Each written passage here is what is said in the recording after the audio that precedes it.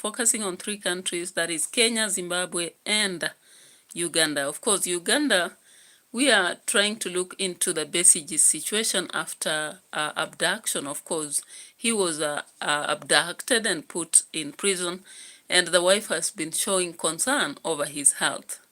A doctor that finally turned into a political mixture because of vying against Museveni. And of course, currently, Bobby Wine is still under in a hiding because of fear of what might be facing him sooner or later.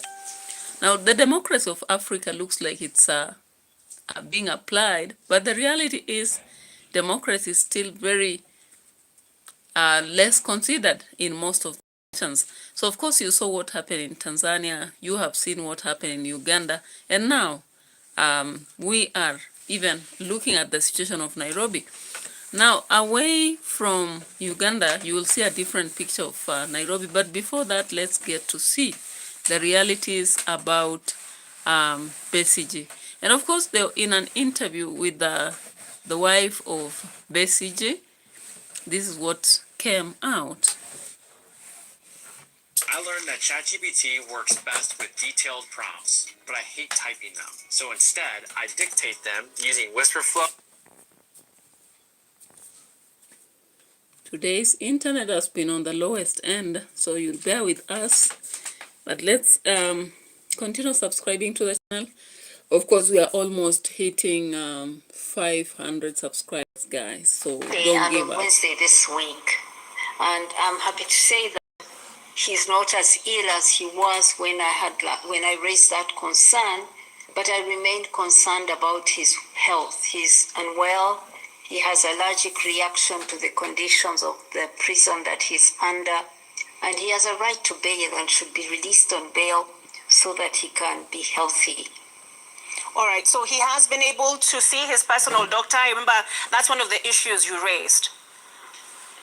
The issue was not about seeing the personal doctor, but it was about being able to visit and be seen at the clinic of his personal doctor at any time. He is restricted, and the personal doctor only comes to the prison and without her equipment, without the facilities of the hospital, and observes him from there. A cell that has a little ventilator up almost in the roof. There's no air circulation. It lets in very little light. There's very little room for movement in that room. He has a small little yard concrete where he can walk outside to get some sunlight. There's no seat there. It's concrete. He can only stand there for a few minutes.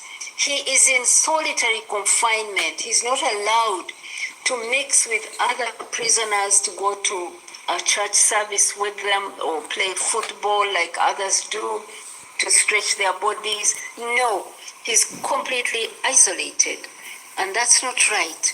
So his conditions, health conditions, his conditions of incarceration are wearing him down.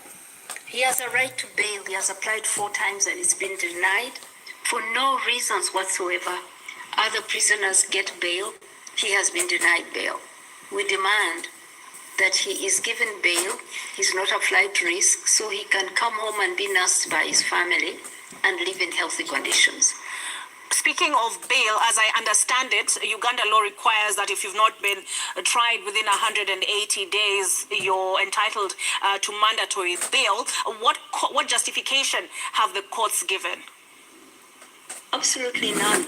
Actually, the judge said he could not count. He said he did not think he had done the 180 days when in fact he had. He pretended not to see the full record of when he was first kidnapped, when he was first jailed, and count up to the day when the application was made. He failed his arithmetic and he said, I counted few days. It's preposterous. It is just a travesty of justice. We have a biased judge. We have complained about him. We've asked him to step aside because he's demonstrated bias. He's refused, and we continue to plead with higher courts that they ask him to step aside because he's biased. All right, guys. So that is BESiGY's wife, of course, beating all odds, just like Winnie Mandela did in South Africa. Now, the situation of BESiGY has been very much awful for the last days, and the wife really complained a lot. Irene Kwamboka, welcome to the channel. Thank you so much for showing up. I appreciate your presence here, and sorry for the delay to realize your presence. So thank you so much for showing up, and big up to you as we continue watching this channel. Anybody who is new here, please consider subscribing and always share our videos as we go through this analysis, the political analysis of the sagas in Kenya and other countries. Of course, for today, we are looking at Zimbabwe, Uganda, and Kenya. Now, we've started with Uganda, and you can see our concern is on BESiGY. Of course, currently, the Uganda's democracy has been tasted and considered not democratic at all, especially looking at what Museveni does. He does what he wants, when he wants, and where he wants. And of course, we have so many citizens who still fear him, just to mention a few who oppose that, including BESiGY and Bobi Wine. And of course, the wrath of those who resist his leadership can be seen clearly. If you look at BESiGY currently, you will see that he is looking ordinarily like a prune, and he has grown so old quite fast as compared to whom he should be. And of course, people came around circulating news about his death, and I knew that was just a misuse of media, because the reality is that BESiGY is still alive, but his conditions are not very good at all. Alice Minaya, welcome to the channel. Thank you so much for showing up here. Big up to you, and subscribe to the channel if you're new. If you are a returning subscriber, we really appreciate your presence. We don't take it for granted, because you mean a world to us as we continue to grow in this platform of political and social sagas. So of course, we've been focusing so much on Kenya that I feel that we should now begin expanding again to the outside world. And for today, we've started with Uganda, and you realize that BESiGY's wife is heartedly fighting for justice. Justice denied, delayed is justice denied. Of course, for those of you who've read A Silent Song, there is a story written by a Russian, and it talks about one man who was arrested, and because of somebody had just put a knife in his bag, and he was a merchant going to business. Of course, he had been warned by the wife not to go because of a very mysterious dream, but he never listened, of course. And later on, in Serbia, we realized that this guy is actually arrested and charged for killing a fellow merchant, and he ends up getting old, or rather aging, while in prison. And of course, just in the late moments, that is when the real killer comes and reveals what happened. But unfortunately, the day he's released, he dies. Of course, the story is known as God knows the truth, but waits. All right. So let's get back to the story of BESiGY. I wonder how long this will take, and I don't understand why international bodies have not been able to intervene into BESiGY's situation and rescue him from the wrath of Museveni's, scratches, because Museveni has made BESiGY suffer a lot, just like Bobi Wine's family is also starting to experience his wrath. So let's just listen more to the wife speaking, and then we'll get back to Zimbabwe to see the aspects there, and we will end with Nairobi. Of course, back to in light of what you just explained, when you see posts from Muhoozi Kainerugaba stating the only person preventing us from executing BESiGY is Mzee himself, stating that Kiza BESiGY is a dead man walking, how do you interpret these remarks? This strikes fear in us, his family. We live in fear that General Muhoozi, the army commander, or any of his soldiers will kill him. It worries us. And it is, I mean, there's little to say when the person who is in charge of all the arms in the country and the ammunition and can command the soldiers threatens the life of your loved one. You take it seriously, and we pray about it, but that's the Uganda we are in. We are now a naked dictatorship where the president and his son, our lives are in their hands. They can take your life, they can arrest you, they can throw you in jail, they can disappear you. Our rights have been trampled upon, and this is the country we are living in now. But we continue to resist. We continue to resist and resist peacefully. And but let me tell you, it's scary. It's scary what that General Mhozi has repeated about my husband makes us worried. All right, guys. So you heard about BESiGY's wife. Major concern is on their security, of course, after Mhozi's comments. Reckless man for that case. So, Extremely reckless than the father. It speaks volumes about the forthcoming leadership in case Mhozi will take over from the father. Then Uganda is not going to be in any good hands at all. But away from the story of BESiGY, let's get to Zimbabwe. And in the case of Zimbabwe, we saw the son of the former president actually shooting around. So I want us to look at that, and of course you understand Zimbabwe is one of the countries that have been most feared because the president was a dictator, and the dictatorial leadership actually led to a lot of mess in Zimbabwe. For years the president led with atrocities and never had any touch of humanity at all, apart from what actually benefited him. So we want to look at the incident of what happened in Zimbabwe recently with him shooting the guard. So does it mean that when parents are cruel, automatically their children will turn up to be cruel? Because we are seeing the same duplication in Uganda, and now another incident comes out in Zimbabwe. Now let's look at Zimbabwe's situation that really came to the platforms 2 days ago. Let's look at this. If you missed it out, please check it out. At the scene to just bring us the very latest. A very good afternoon to you, Griselda. Very disturbing news we're hearing. Just share with us what exactly has happened or is happening.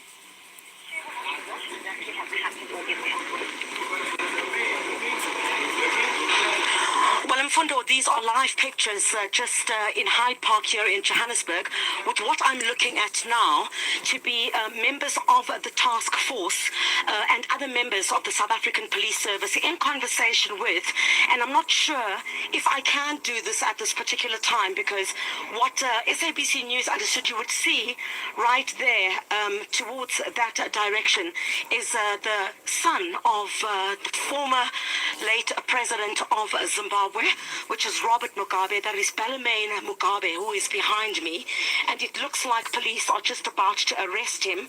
The allegation, as we understand it at the stage, in fact, he is handcuffed. Come a little bit this way, you'll see Balamain Mugabe, who is with the white, with the black shirt over there. The allegation is that at this particular stage, he's alleged to have shot someone. Details are very, very sketchy at this particular point, and details are very sketchy at this particular point. And you can see he is handcuffed together with somebody else at this particular stage. This is breaking news at this particular point. The allegation is that I can see that Balamain Mugabe, who is the son of the late former Zimbabwean president Robert Mugabe, right behind me. He is in handcuffs. The allegation, I must tell you, Mfundo, I do not have much details at this stage, but the allegation is that someone has been shot and has been taken to hospital for treatment. And now, as a result, a couple of moments ago, police had been negotiating with Balamain Mugabe to come out of these premises where I believe he stays, and he seems to be handcuffed with the two under individuals at this stage, the discussions they are having at this particular time. Just take a look there. I'm going to ask my colleague Bulelani Scott just to point towards that direction. And two people are now in handcuffs at this stage. But one I can confirm to be that of Balamain Mugabe, who is the son of the former late president of Zimbabwe, the son of the late former president of Zimbabwe.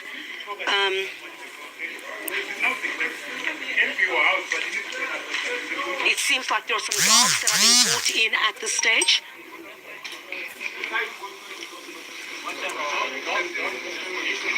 I'm going to ask you to stay with me just a little bit, Mfundo, because at this particular stage, we're not quite sure what the next step will be. I can confirm. Okay, police are actually... Let's just take a listen. Let's just take a listen there, Mfundo.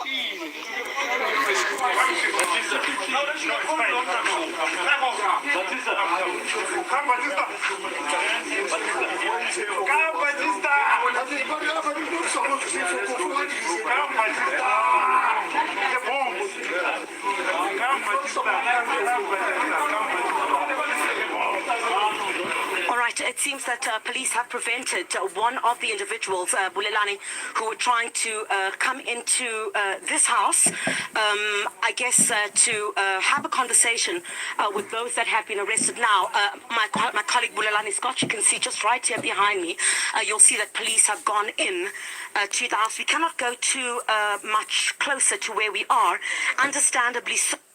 Zimbabwe, Balamain Mugabe, in those handcuffs right here behind me, and a second individual. There is a gentleman as security of Balamain Mugabe. He does work for the Mugabes. He's indicated that he was told that there was a shooting that had taken place here. And that shooting, he was subsequently called to this area. And once he was called here, he was then told that there'd been some shooting. He was trying to ascertain, let's go, my colleague Bulelani. He was trying to ascertain exactly what had transpired. That official word will obviously only get from police once they're able to give official word. But I can confirm to you... All right, guys, so that is a moment when the son of Mugabe actually shot a guard, one of the people who serves them. Of course, some rumors had said it's a gardener, others had said a different person. But it often happens that in families with power, sometimes their children are spoiled brats that don't think they can really be arrested. They think they're above power. And it happens that they can never cooperate and do what is right. Of course, they nourish in immorality because they have grown up in an environment where they have all the power, protection, and the blood of anybody doesn't matter to them because maybe possibly they saw the father doing the same. And they kind of accommodate a lot of nonsense, if I can say, about that. And the luxurious life they live also makes them see those poor people like nothing at all. And if you look at the situation that was surrounding the shooting in this place, it's actually one of the most disgusting situations that defines us in Africa.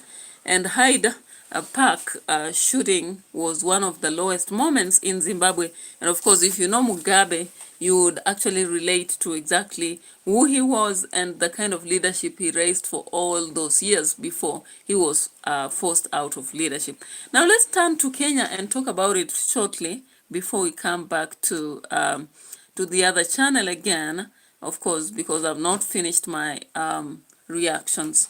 Now, in Kenya, currently what is happening in Nairobi, of course, it's that the goons who once were claimed to have been hired by the government, and particularly by Sakaja, have finally turned out to be a nuisance in the city. It's such a bizarre as nobody is very safe currently, because when they think or presume that you have valuables, they'll automatically attack you. And some of those robbers or goons, they are now running in the streets with sticks, some of them targeting people and even going to M-Pesa shops and all that. Because somebody, Wariungi Ndura, says that even during those times when we had Mungiki, of course, the government formed it up as a way to counter the opposition and protect themselves. But later on, when these people miss jobs, what they turn out to do is to become very cruel to the society and turn out to be very malicious in their own way because they are struggling to survive. Now, remember, Kenya has a lot of unemployment and many people are struggling to survive. So with the situation of Goonism, I have been campaigning this, talking about it and against it all the while. And what I understand is once young people have been used in situations of violence and they have been made to understand that they can earn a living through that, then the other negative things are going to open up. So far, Goonism has been realized to really dominate Nairobi. And it's not just Nairobi. You can say that a lot of places in Kenya now, people can actually think of crime, violence as a way to actually survive. And that's why the manifestations of this are happening in different counties, different regions, different towns.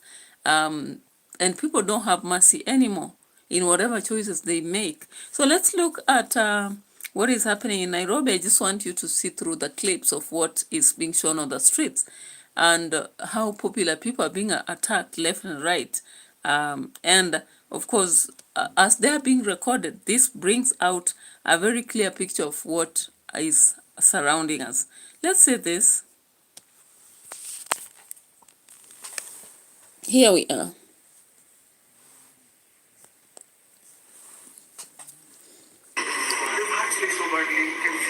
A year ago, warnings were issued to Governor Sakaja and the Ministry of Interior that you will feed a crocodile in your backyard hoping it only eats your enemies. Eventually, it's going to come for your leg. Look at this. This team will continuously grow because they want to please the master. They will continuously pay them. And as they pay them, there is a day they will not be able to pay them. These people will turn against the citizens of the country because they want to eat. And that is what exactly we did when it was Mungiki. We turned against when the payer stopped paying. We unleashed. Your investors, when they the investors, we unleashed violence on them. We called them and we told them, we are going to cut off your heads, bring money. And they out of fear, they brought money. The same goons being graced with facilitation fees to protect the city during the peak of anti-government protest will eventually develop an appetite they couldn't satisfy. Fast forward 9 months, roughly the gestation period of a very bad idea, with the tear gas cleared and the gigs dried up, the goons haven't gone anywhere. They have just pivoted their business model from the political to street-level thuggery.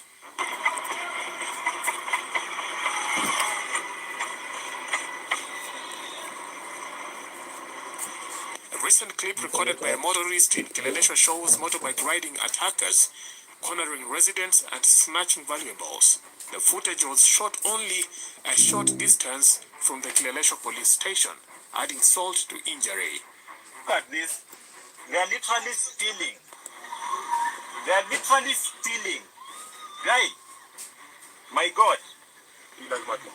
Guy, they are literally stealing. They have stolen from that lady. Ona wanaibia watu kwa magari. Hawa watu wa nini hawa? Guy. And then tunalaumu ati Ruto ndio shida. Look at these people. They are literally stealing from people. Guy, my God.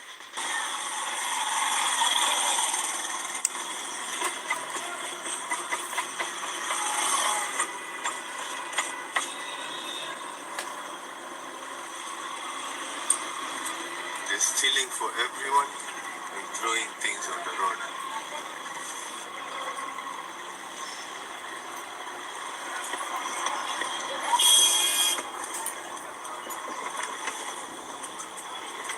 Bro, yeah, mountains are being Stones everywhere.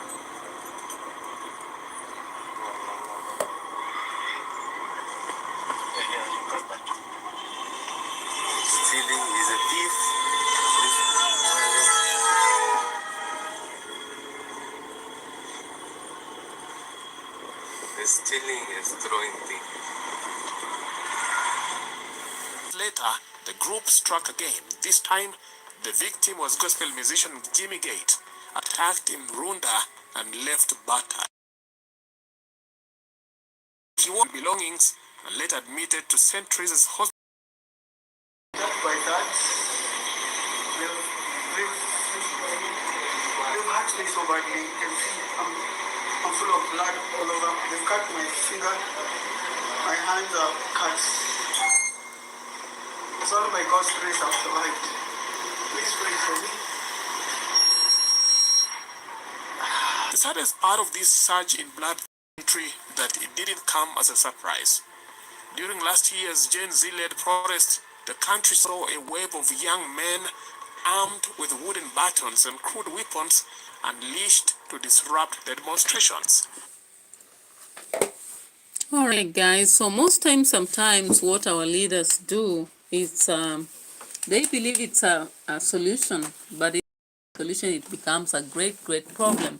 And of course, most of us have been decampaigning Goonism because the results of Goonism are very adverse. And most situations that happen with Goonism is that they'll never be resolved fully. You know, it is that has been built, and it might be so difficult to bring it down because they always say building is a problem, but demolishing is not easy. Or it may be easy in some situations, but not in this case, all right? So guys, I don't know what exactly will happen in Nairobi. Will the government now find a way to solve this problem?